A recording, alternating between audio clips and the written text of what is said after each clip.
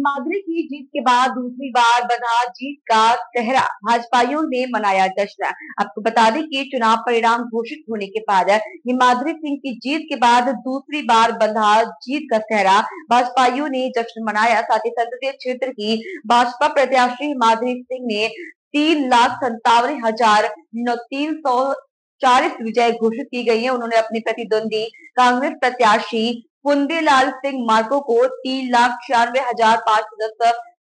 वोटों से पराजित किया है। वहीं भाजपा के कार्यकर्ता सुबह से ही मतगणना स्थल पर पॉलिटेक्निक मैदान के पास सैकड़ों की संख्या में उपस्थित थे। लोकसभा चुनाव 2024 की मतगणना सुबह 8 बजे से प्रारंभ हो गई थी और पहले राउंड से ही भाजपा प्रत्याशी हिमाद्री सिंह कांग्रेस प्रत्याशी पुंदेलाल सिंह मार्को से आगे चल रही थी और आगे रहने का सिलसिला अंतिम चरण तक चला और हिमाद्री सिंह 3,57,340 वोटों से विजयी घोषित की गई। आपको बता दें कि भाजपा का जीत का चश्मा मनाते हुए मिठाईबाजी और इस अवसर पर भाजपा जिला अध्यक्ष कमल प्रताप सिंह, जैतपुर विधायक जय सिंह मरावी, उर्मिला कचारे एवं अन्य भारी संख्या में भाजपा के नेता कार्यकर्ता मौजूद रहे।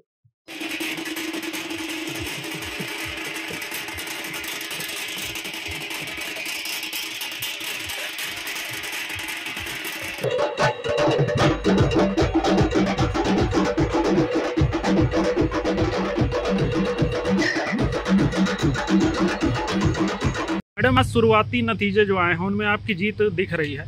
जीतने के बाद सबसे पहला काम जो है शहडोल लोकसभा क्षेत्र के लिए क्या होगा? देखिए सर,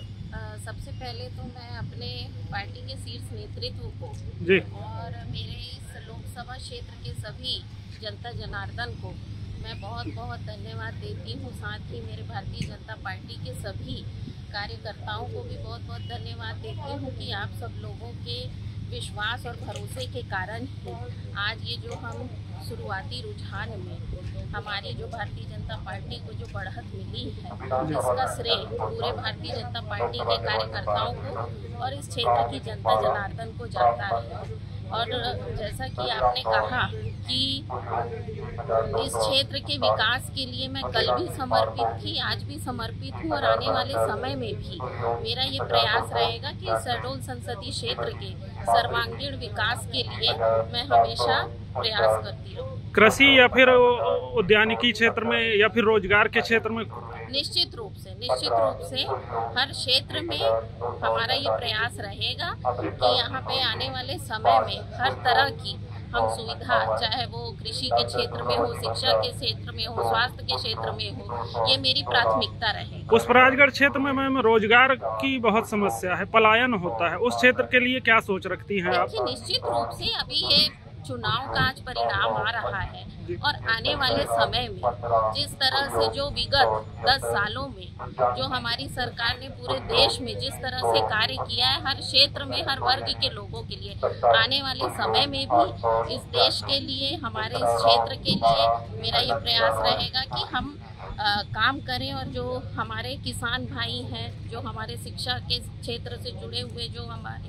विद्यार्थी हैं, सभी लोगों के लिए मेरा ये प्रयास रहेगा कि हम इस क्षेत्र को सर्वांगीण विकास के पहले पायदान में रखें। मध्य प्रदेश में कांग्रेस को हार का सामना करना पड़ गया है, इसकी क्या प्रमुख वजह? जैसे कि पूर्व में भी हमारे पास मध्य प्रदेश में एक ही सीट थी, छिंदवाड़ा। हमको आशा थी कि हम 6 से 7 सीटें इस बार जीतेंगे लोकसभा में, लेकिन परिणाम उसके आशानुरूप नहीं रहा है। हमारी जब भी पार्टी की अभी बैठक होगी तो उसकी समीक्षा की जाएगी कि सारी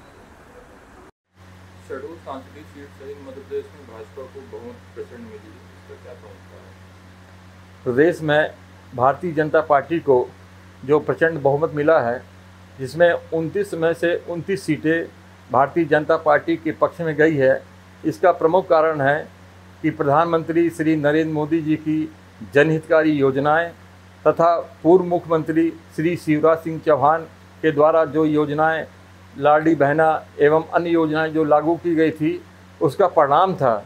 कि मध्य प्रदेश में जबकि 1-2 सीटें भारतीय जनता पार्टी कम पाती थी, 28 सीट विगत में प्राप्त हुई थी, 1 सीट कांग्रेस के पक्ष में गई थी, लेकिन इस बार 29 की 29 सीटें भारतीय जनता पार्टी के पक्ष में जाने का यही प्रमुख कारण